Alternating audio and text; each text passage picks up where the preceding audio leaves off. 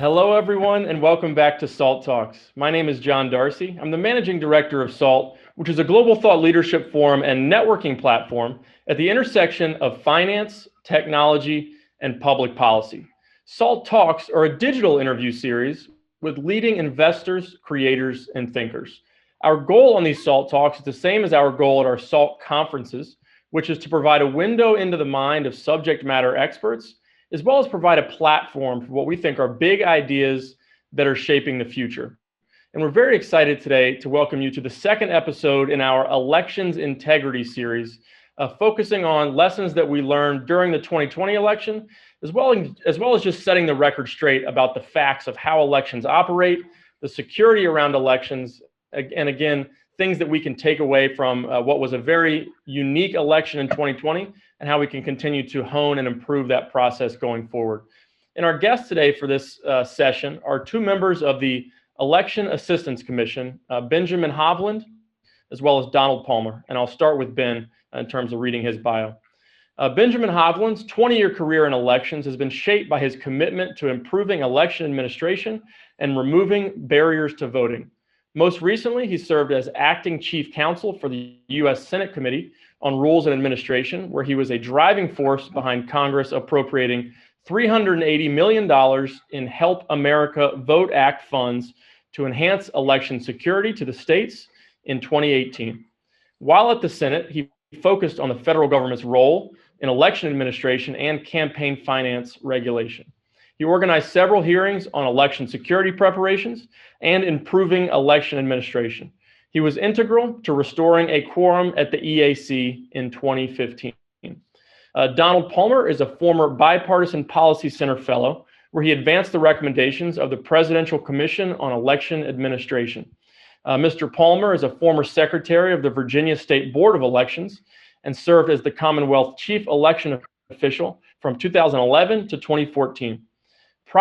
During his tenure, he implemented an online voter registration system and joined Virginia as a founding member of the Electronic Registration Information Center, or ERIC, which is a nonprofit organization with the sole mission of assisting states to improve the accuracy of America's voter rolls and increase access to voter registration for all eligible citizens.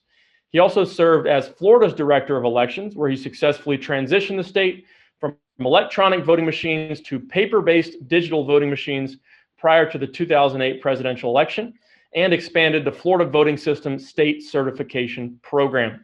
Hosting today's talk is Elliot Burke, the managing partner of Burke Farah, and I'm going to turn it over now to Elliot to conduct today's interview. Great. Well, thank you, John. Don, Ben, thanks so much for joining us. As John talked about, this is the second in our series on election integrity. And by design, what we're really trying to do here is bust through some of the hyperbole, tone down the noise, and talk about what actually happened with the election. Our first session was on election security, and today we're going to talk about overall election administration and lessons learned from this election, what went right, and where do we need to go from here. So we've got two experts that are joining us today, Don and Ben.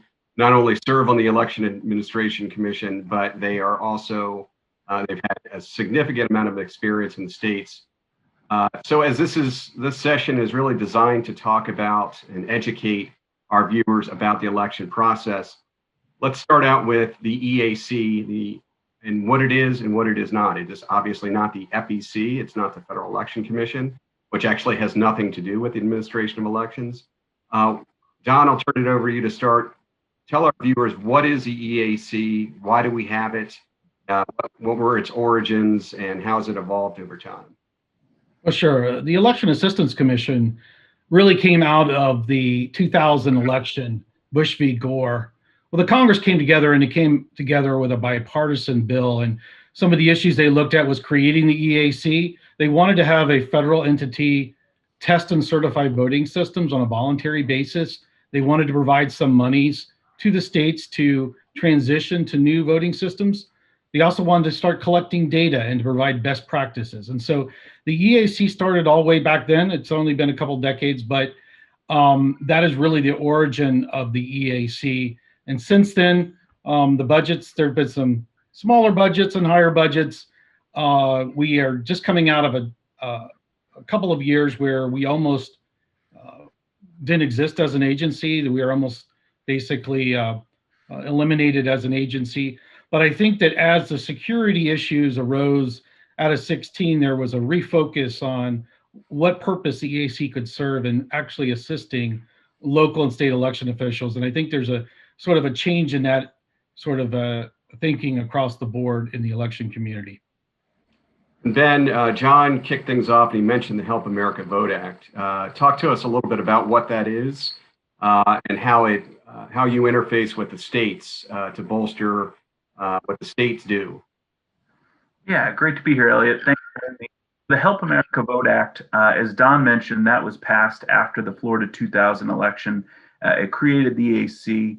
It also did a number of things. It got rid of punch cards. Everybody remembers the hanging chads from the 2000 elections. It helped get rid of those and provided a lot of funding to do that at the states. But because our elections are decentralized, one of the roles that we really play that Don hit on was serving as that federal clearinghouse. In other words, we're largely non-regulatory, but we're able to have that 50-state view. We conduct something called the EVE survey, or the Election Administration and Voting Survey, which is the only national survey of its kind that looks at how Americans are getting registered, how they're participating in the process, in the sense of, are they getting registered at the DMV? Are they getting registered by a third-party group? Are they voting by mail? Are they voting early? Are they voting in person?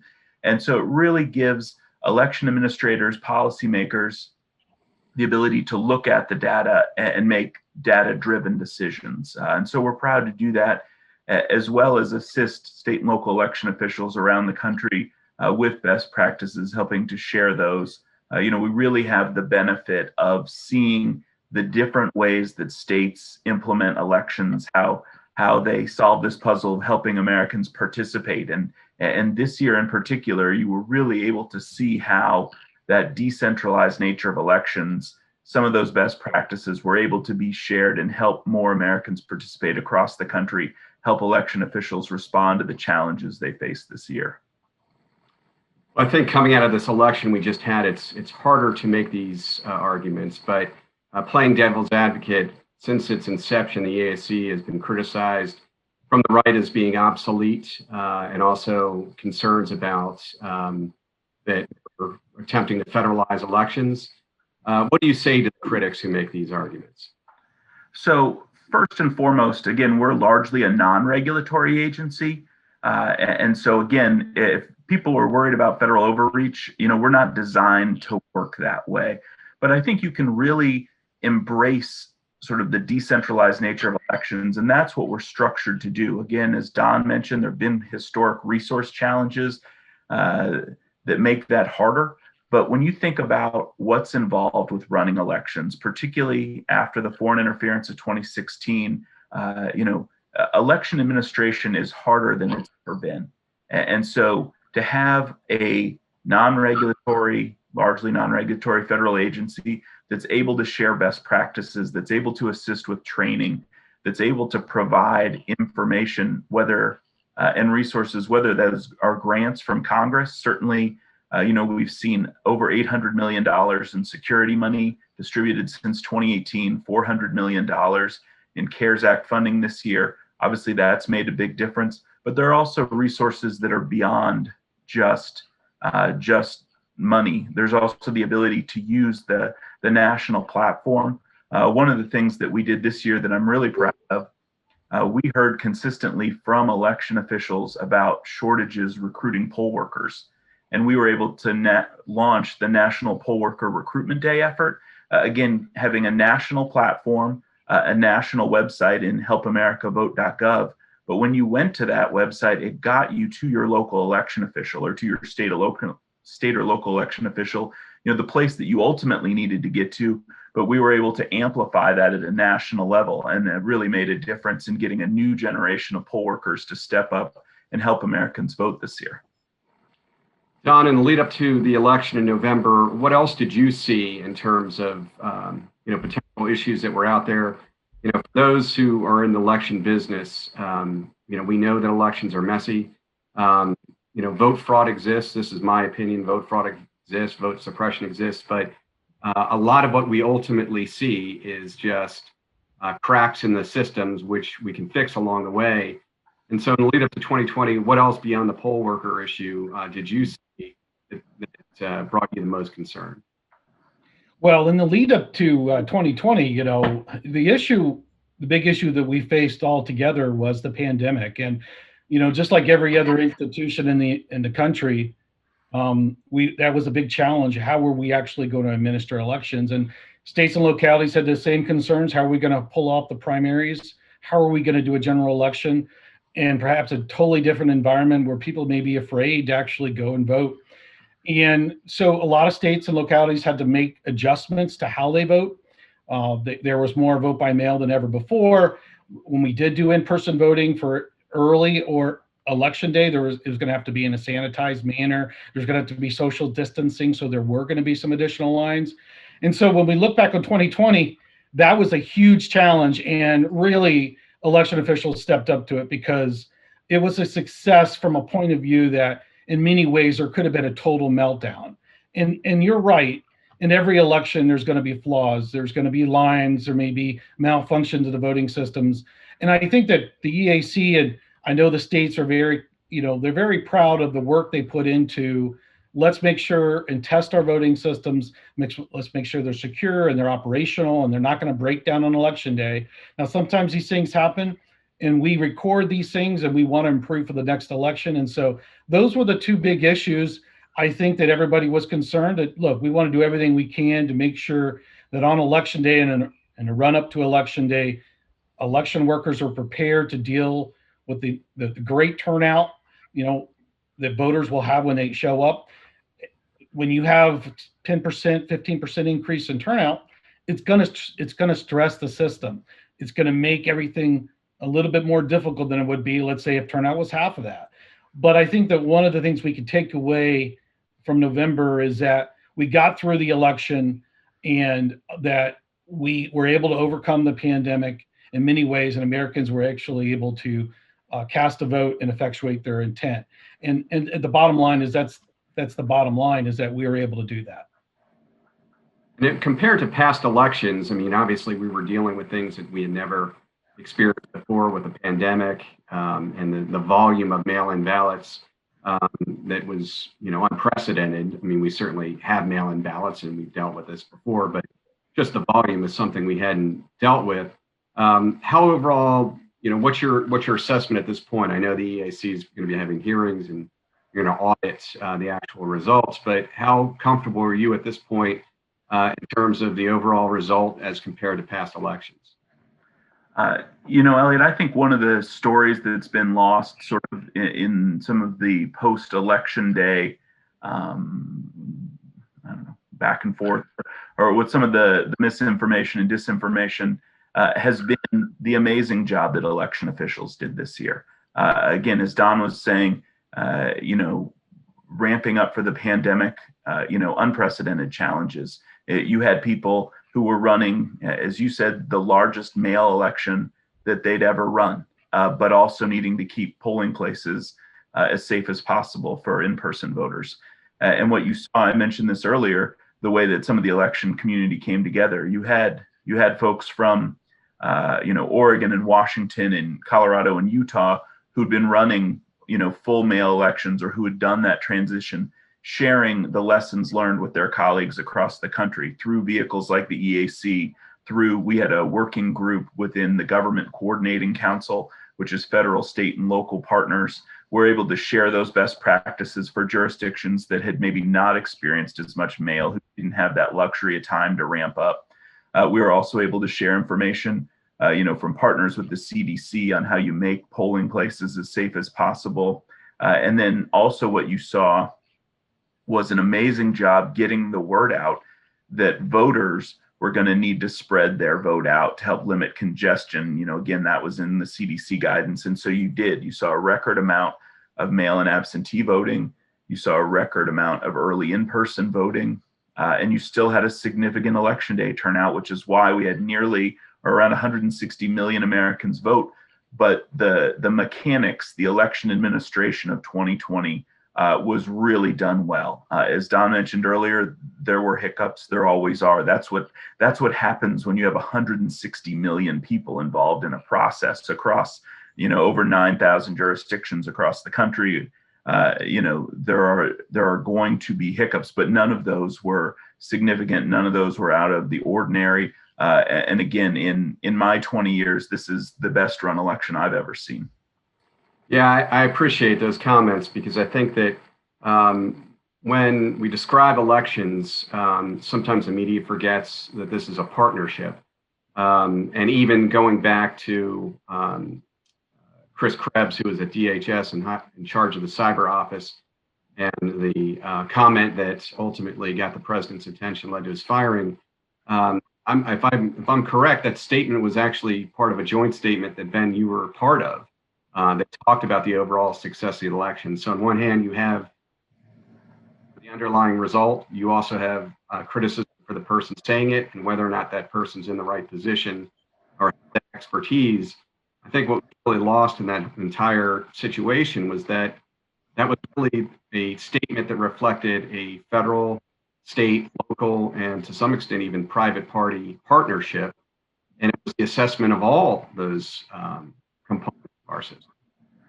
That's right. And again, it was about the security of the election, and the reason that statement was made and the people were able to say that with confidence was because we'd seen what had gone into it. The $800 million in federal grant money that had gone out for security, that had replaced paperless voting machines, that had hardened statewide voter registration databases. It had led to countless hours of training for state and local election officials around the country. You had seen over the last 4 years the amount of work that state and local election officials put in, going through these trainings, going through tabletop exercises, replacing equipment, increasing audits. And so all of those pieces contributed to a knowledge of how much had been done, contributed to having the ability, the visibility across the country. Again, as you know, and as I mentioned earlier, there's nearly 9,000 jurisdictions around the country, but for the first time ever, you had network monitoring in all of those states. You have thousands of jurisdictions that now participate in an election information sharing and analysis center. Those things didn't exist before, and ultimately you had over 90% of Americans voting on a paper ballot or with a paper or on a system with a paper audit trail. And so all of those could be reviewed. Again, all of those factors just adding to the confidence we had in the security of the election. Yeah, in terms of, we'll get to the litigation, but, some of these underlying issues that are allegations that have been raised, how do you feel about that, given where you guys sit? You must have some reaction. I know we probably don't want to go state by state in terms of litigation, but you must have some reaction in terms of what's ultimately alleged in court, and we'll talk about that. But the allegations that really that we saw that were unprecedented in terms of the attack on the integrity of our system. I mean, given that this is not what just you do day to day, but you've built your career on it, how does that make you feel? Well, I think that I had the opportunity to testify to the Senate, and we talked a little bit about, the unprecedented attack on the voting systems and the accuracy and of those systems, and frankly, that is something that both Ben and I are, and the commissioners that serve on the commission, that's our overreaching duty. And I've been involved at the state level in the testing of voting systems, and now at the federal level. And so there's a whole mechanism for the testing, and it's not new. I mean, look, going back since I started in this second career, I've heard criticism of the voting systems and the testing of it and how we could do better. And much of that is true, that's why I always have a sense of trying to improve what we do from an oversight perspective and testing and listening to experts. But I think that at some point, as I was asked, do you have trust in our voting systems? And I think generally the evidence is there that our voting systems have been tested both at the federal and state level and at the local level for a multitude of elections. And so the allegations that were made against the voting systems just were not accurate. And I'm always have an open mind, and I try not to, cut people off. But the evidence just wasn't there to prove that. And then the second part of that is again, there's other ways to sort of try to or attempt to defraud a voting process or an election that may not involve voting systems. But again, that's outside our jurisdiction. And again, there were opportunities for candidates and campaigns and law enforcement to do investigations and prove that, and they never brought that evidence. And so the reality of it is that the evidence is simply not there to make allegations of fraud that would go to a point where, for example, 10 to 12,000 in Georgia, 20,000 in Wisconsin, the differentials in the races were to a point where the amount of fraud that may take place at a local level would not reach the level of changing results at the state level. And so we had the opportunity to talk about what we do at the EAC to protect those voting systems and how we work with locals, and that's what we did. And we just let the chips fall where they would fall. And I'd add to that, Elliot, again, the folks who run elections across the country, the state and local election officials who do this, this isn't a job you get into because you want to get rich. I mean, these people care more about the integrity of our elections than anyone I know. They want to get it right. And that's bipartisan across the country. The parties not trusting each other isn't a new thing. And so the whole structure of the system has bipartisan checks and balances throughout the process, whether that's bipartisan teams in polling places. Sometimes you got the back end piece, but throughout you have all of these checks and balances built in to the process to make sure it's accurate. Some of the time, frankly, that it took to get results was tied into security measures that are put in place. I remember seeing, people were talking about, getting results in Nevada, and the local official there, Joe Gloria, was giving a press conference, and he was talking about how they were reconciling provisional ballots. Again, they were doing that, checking with colleagues across the state, checking with the Secretary of State to make sure that no one had voted in more than one place, to make sure that people were eligible to vote in that jurisdiction. And again, those are safeguards and safety measures that are put in place to make sure that the election does have integrity. And again, what we ended up seeing, was a lot of rhetoric that wasn't backed up with facts or evidence. Again, my experience has been, if you present any of that to election officials, they want to get to the bottom of it. Again, they have all these procedures in place to ensure the integrity of the election. And at the end of the day, there was ample opportunities to present that in court, and we never saw it. Yeah, I think ultimately the Trump campaign went 1 in 62, something like that in terms of the challenges. How closely were you following that along the way? Were there times in certain states where you thought, these allegations, more serious than others? Is there anything that really got your attention during that time? We were following it, of course. That's the job. Obviously, there was a lot. So, some days it was a little hard to keep all the different things straight. But I think what you kept focusing on was, let's see the evidence. Let's hear, where there are valid claims, and if those are, if there are valid claims, let's get to the bottom of it. Again, I think, the point of running elections is to give the people a chance to make their voice heard and make sure that the outcome reflects the will of the voters. And so, again, I think where there, sometimes there were allegations made. Obviously, there were a lot of things that went around, and when you dug into that, there were answers. There were misunderstandings of the process. There were just rumors or conspiracy theories that frankly didn't make sense. But again, it was certainly an effort to try to keep track of the volume and everything that was going around. It was important to, try to educate people to the process where we could, certainly whether that intersected with things like our certification program or elections generally. One of the things that I don't think we anticipated how it would come into play, but was an important effort this year that I know we were proud to participate in, was the National Association of Secretaries of State drove an effort called Trusted Info 2020, which was really about getting people to go to their state and local election officials for that trusted source information, and really, again, getting that from the source, how the process works.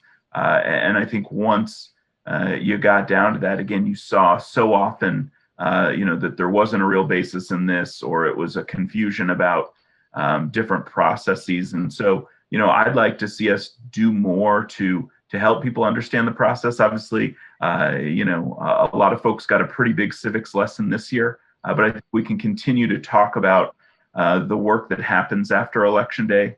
I think most people are used to tuning into the news on election night, seeing the result, and then forgetting about the election, not knowing that there are weeks worth of work still to go in processing those ballots and confirming whether or not people were eligible and recording voter history, all of those checks and balances that we mentioned that go into the canvass and certification process. And so, I think, again, one of the things that we can do as an agency is look for more ways to help educate Americans on the process and make that more accessible.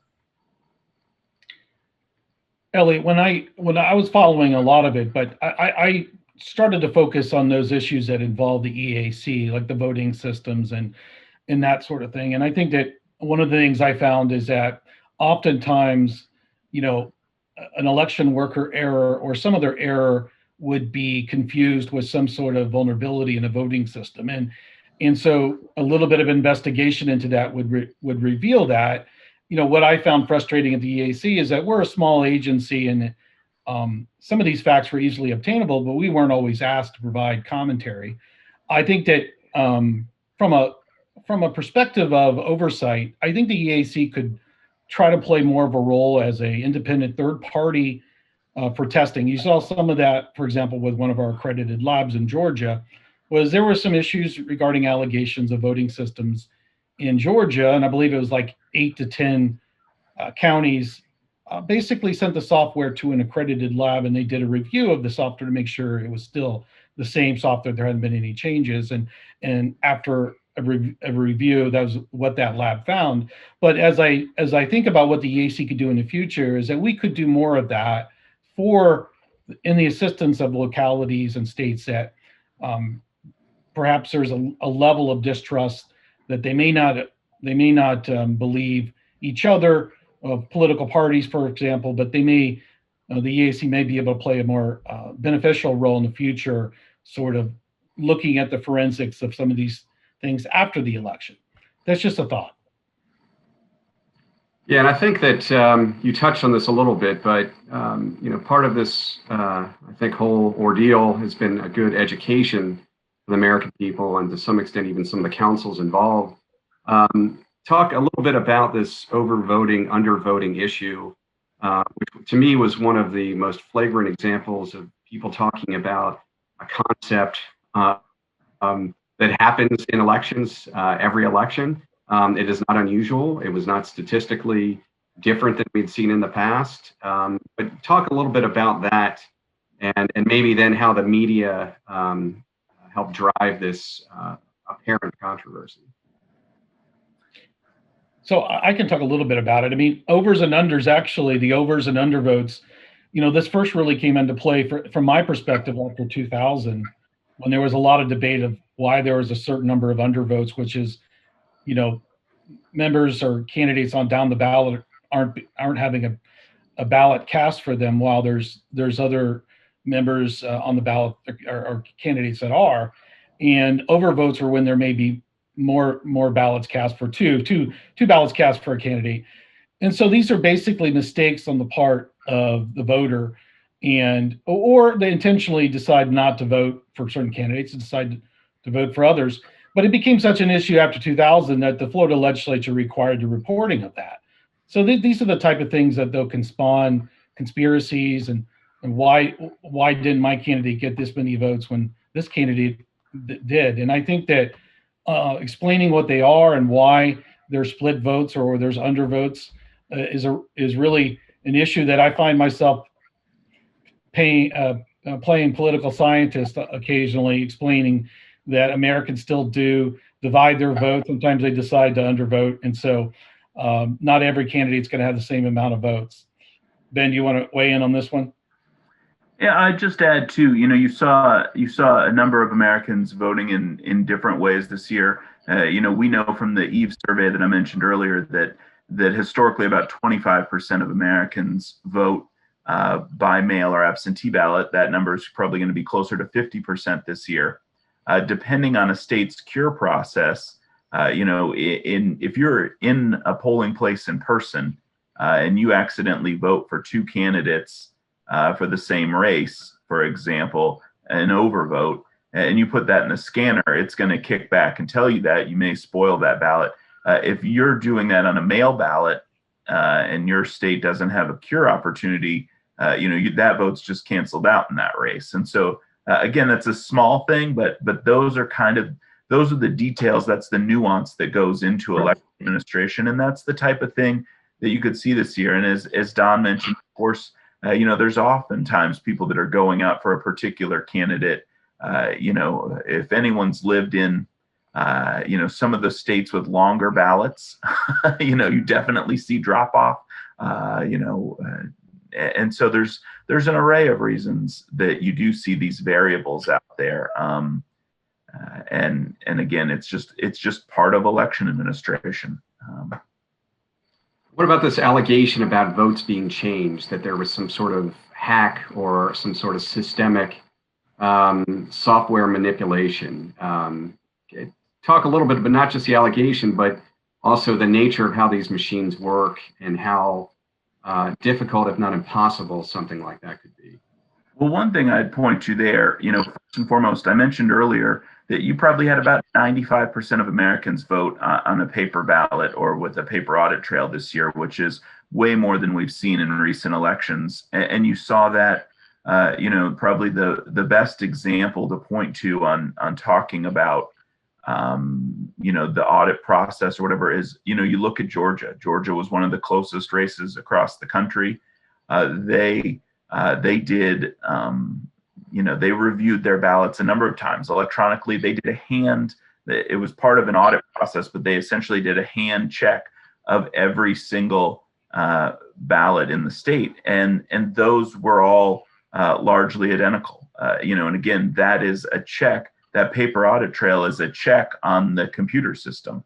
And so even if you were somehow manipulating coding, you've got to then be manipulating a paper audit trail that voters don't detect that or see that. And so again, if you think about a presidential race, many times that's the primary reason somebody's going to go vote. And so do you really think that tens of thousands or hundreds of thousands of people aren't going to notice? There's some research papers on it that I won't go into that bore you, but the point is that you have this check, you have this ability to audit. That was done electronically, that was done by hand, and time and again it reinforced the results and showed that the systems were accurate. And that was in Georgia, but that was around the rest of the country. And again, that's part of the checks and balances that are built in the system to ensure the integrity of the election. I think another interesting development we've seen over the past few weeks is the litigation it has been filing and the threats of litigation against media outlets. We've seen retractions from Fox, Newsmax, the conservative thinker. To what extent? I mean, this is something we've never really seen at this level. In all candor, do you think this, in and of itself, will help self-police things moving forward? That maybe the media is realizing they have to be, best behavior and actually, report the news based on facts? Think about that. I certainly. I want to say something that my dad used to say to me, but it's probably not appropriate for this forum. The more polite version is probably the Daniel Patrick Moynihan. You're entitled to your opinion, but not your own facts. And I think when we're talking about our democracy, when we're talking about how our elections run, we have got to have a baseline of facts and truth there. And I think when we get away from that, it really hurts the fabric of our nation. It hurts our democracy. The rules of the game get set. You run by that. You win and you lose. And foundationally, that's got to matter. And we've got to respect the will of the people. That's how this whole experiment got kicked off a few hundred years ago. Right. That's right. So we're just past 2020. 2022 is on the horizon. What do you see as next steps in terms of improving what it is we do? What are the things that you think the EAC can help the states with, as we get ready for the next one? Well, one of the things that I see is on election day, one of the major issues that we kept hearing about was electronic poll books were having some issues breaking down or having issues connecting with voter registration systems. And one of the allegations out of Georgia was that one of their electronic poll books was hacked remotely. This gets to a point where non-voting systems don't really have the same regulatory scheme that we've talked about, where there's testing and certification, but they are connected to the internet and they're vital to election services. And so, many states will do some testing. Obviously, they buy this equipment, they need it. One of the things we've looked at the DAC is how can we provide assistance to the states and that, in testing of that equipment, how can we provide some recommendations and how can we provide the information that we find to localities on that equipment? Because non-voting systems becoming, it's becoming more vulnerable, yet it's vital to how we do elections in this country. And so it's one thing the EAC is going to be looking at, because we frankly want to have our non-voting systems as secure as we believe our voting systems are. And we've got some work ahead of us, and we're going to do that. Yeah, from a security perspective, that seems to me, I agree, it's one of the most vulnerable areas. And, moving forward, I think that's it's something Secretary Chertoff spoke in our last session about. We haven't really seen, it's been remarkable how little success has been by third parties in terms of hacking our election infrastructure as opposed to other critical infrastructure in the United States. And so, on one hand, I think we've been very fortunate and we've been prepared, but moving forward, we have to recognize that as a huge vulnerability. Well, I think that the whole SolarWinds scenario has really awakened some eyes, because it's like we can believe that we're doing a good job protecting ourselves and securing our systems, but in some ways we may not know the extent of our vulnerability until after the fact. And so from my perspective, I think that this tells us a lot that we can never let our guard down, frankly, from a substantive point of view, is you may already be hacked and simply don't know it. I mean, this goes back into some aspect of what happened in 2016. There was some allegations, and the truth of the matter is it's a little bit unknown, but what we believe what happened is there was a number of counties in Florida, probably 2 or 3, that there were some vulnerabilities there where they were infiltrated. No voter registration data was captured. But what that tells us is that sometimes these things occur without us really knowing about it, and we may not know about it for national security reasons for years. And so as we sit here today, we may not know the full extent of SolarWinds and other what foreign countries have tried to do with our critical infrastructure. And one thing I'd add to that, Elliot, I think a couple things. So first of all, at DAC, we're on the verge of adopting a new set of voluntary voting system standards. That's a big deal. And it will include things like software independence and offering additional support for audits. That's a big piece of what we were talking about. To Don's point, computers are hackable. That's the reality. So do you have systems in place, safeguards in place to ensure that you're able to detect that, you're able to pick that up? That goes into the point I was making earlier about the amount of paper that we saw this year, the fact that more and more states and jurisdictions are implementing audits. And so to the degree that we can help enhance that, increase that, I think that's an important piece.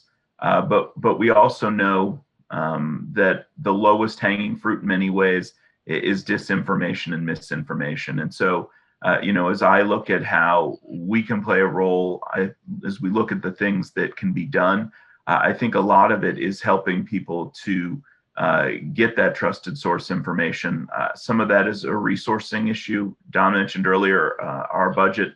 It's increased a little bit in the last couple of years, thankfully. But even this year, we just got our largest budget in over a decade at $15 million. That is well below, the Federal Election Commission that does campaign finance is around 70, and that's nothing compared to the agencies that most people are familiar with. And so there is a need to invest in our democracy, whether that's the EAC, whether that's with state and local governments. Again, we've provided, the Congress has provided through the EAC a lot of grant money, but we consistently hear from state and local election officials about the need for an ongoing funding stream. I think about, obviously, our democracy is core to our identity as a nation, core to what we do and what we believe in. And when you talk about election administration, that's the infrastructure of our democracy. And so investing in that, making sure that the systems are working the way that they're supposed to, investing in that in a way that can educate people. One of the things I'd love to see us do is again, knowing that elections are decentralized, have a one-stop shop where we can get people to the right place, to their Secretary of State, to their state board of elections, to their local election official, or get them that information from that trusted source so that we can help people understand the process better, understand how they participate in the process, help people fact check things more quickly, to try to combat this mis and disinformation that you see in this space. I know we're getting close to our time here, but I did want to ask a couple more questions. One is on voter roll accuracy. That seemed to be a really big issue on this election. It is an election, but I think this time around it got a little bit more attention. What can you guys do, to help states clean up their voter rolls? Because I think that's a strong way that we can bolster our integrity in our system. Well, certainly the National Voter Registration Act governs a lot of that. In Don's bio, it mentions his role in getting Virginia involved in the Electronic Registration Information Center, ERIC. So I'll let him hit that. That's obviously an important effort and step. But again, I think list maintenance is a challenge, but voter rolls being clean is good for everybody. It saves jurisdictions money. It prevents sort of accusations being made about this or that. But the reality is it's a real challenge. You have Americans that turn 18 every day. You have Americans that die every day. You have Americans that move every day. And that requires a constant effort to maintain election rolls. And it is a real challenge. Certainly one that I think, to the degree that we can help with best practices, I think that's a great effort. Again, I'll let Don talk about ERIC, but efforts like that I think are hugely important to ensuring that the rolls are as accurate as possible, that Americans are engaged. And to the degree I mentioned sort of some of the voter education piece, folks, helping Americans know that they need to update their address is a big piece of that. People move, they maybe go on and update their address with the post office and they think that takes care of it. But it doesn't. And so it's important for people to know they need to update their registration, whether that's moving across state lines or down the street, because you may be in a different jurisdiction, or it may just save you time on election day to make sure you've got that right address. So those are important things to be able to emphasize. So Elliot, I think that the twin, the voting systems was one of the major parts that came out of HAVA.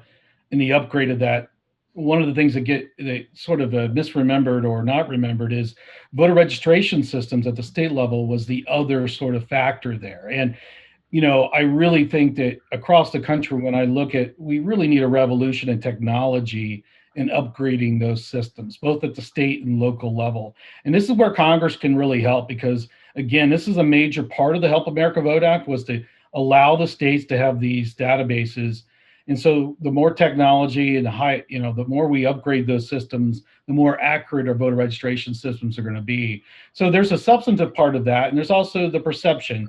And the perception is that why do we have people that shouldn't be on the rolls? And I think that the Congress or the states really need to dedicate funding to that purpose. There's a lot of priorities, and local election officials often just don't have the resources to do list maintenance the amount that they should be doing it, every quarter, for example.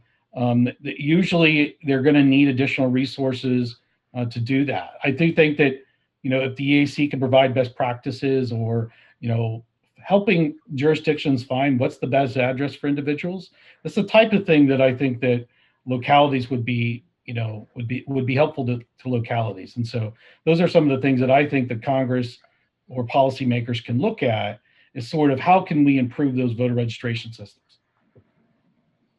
What about on ballot harvesting and chain of custody issues? I'm an advocate for in-person voting, but after this last election, I think we all have to be prepared for just increased mail-in voting moving forward. We may not see what we saw in 2020, but I think it's going to be there. What more can the states do to address this issue of ballot harvesting and make sure that the chain of custody for mail-in voting is clear, and that, again, from a public confidence standpoint, we're in the best position we can be in? Well, I think without getting into the policy debate over it, I think that technology can really help us sort of mitigate the problem that may come with certain policies. I think that if we sort of use technology to track where ballots are when it's in the possession of an election office or through the mail system, that gives everybody, a warm and fuzzy that we know where the ballots are, we're keeping track of them. Sometimes these things cost money to implement existing technologies. And so once again, I encourage, when I was at the state level, I spent most of my time trying to sell new technologies to localities and why it will help them do their job. And I think that it really sells itself. I mean, a lack of a chain of custody may actually come to burn a local election official, very, very much so. Even, the largest jurisdictions sometimes have difficulty maintaining a chain of custody. That's why it's so important. Failure to do so can get you on the 6 o'clock news or even on the national news. And that's where we don't want to be. And so sort of transparency and using technology to improve chain of custody helps the local election officials do their job, helps us all do our job better and avoid what could become a political or partisan issue down the road. And just to build off that technological point, I think you saw more jurisdictions during doing ballot tracking this year. That has been an innovation that has been spreading. And I think it goes a long way to solving a number of problems. Number one, I think it helps with voter confidence. People know where their ballot is in the system. They know when it's been received. If it's, with the post office, it helps election officials to be able to see, catch problems before they really start. Maybe they get a call and they investigate it, and then they see, oh, there's a pallet still sitting in a warehouse at the post office, and they're able to solve that. It helps with staffing issues, to know how many ballots are coming in a particular day. You can adjust for temps. And, I had heard that the Federal Voting Assistance Program did a pilot. They specialize with military and overseas voters. They did a pilot with the USPS on full end-to-end tracking and checking on how that impacted voter confidence. And one of the things that I heard out of that was that they could do that for all military and overseas voters for between $6 and $8 million. And if you scaled up to that, it would be applicable, or it would work for voters across the country.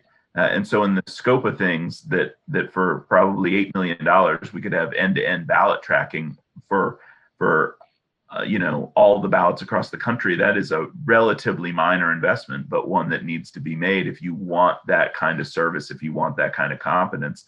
But I think that would be a great service for the voters, both in giving individual Americans confidence in their process, but also helping election officials as well. Great. Well, Ben, Don, thank you so much for your time. We greatly appreciate it, and thank you for your service. It's Great to be here. Thank you. we're proud of you. John, back over to you.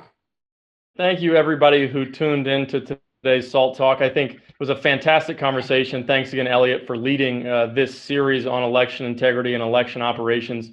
That last bit gave me a lot of hope that we can continue to build on the system that we have, which I think is fantastic. And people don't give the election workers around the country enough credit for what they've done for many years, but especially what they did this year in the midst of a raging pandemic to ensure that we had a secure and fair election. I think it's just amazing what they were able to pull off, and hopefully we can continue to build on our sort of technological base that we have for our elections and restore integrity that has been called into question, I think, unfairly by some people in this country. We won't name names, but anyways, thank you everybody for tuning into today's SALT Talk. By tuning in, hopefully you're able to learn some things that you didn't know before about election operations and can continue to spread the word about the facts of the matter in terms of our election processes here in the United States. But this was the second episode in our 3-episode series on election operations and elections integrity. We have one more coming up in a couple of weeks with the Secretaries of State of Michigan and Georgia. That's Secretary of State Jocelyn Benson in Michigan, a Democrat, and Secretary of State Brad Raffensperger in Georgia, a Republican. It's been very important to us that we make this a nonpartisan and in some cases a bipartisan conversation around the facts of election operations and elections integrity. So we're very excited about that episode of this series. And just a reminder, if you missed our previous episode of our elections integrity series with former Secretary, Department of Homeland Security, Michael Chertoff, you can see that at salt.org/talks.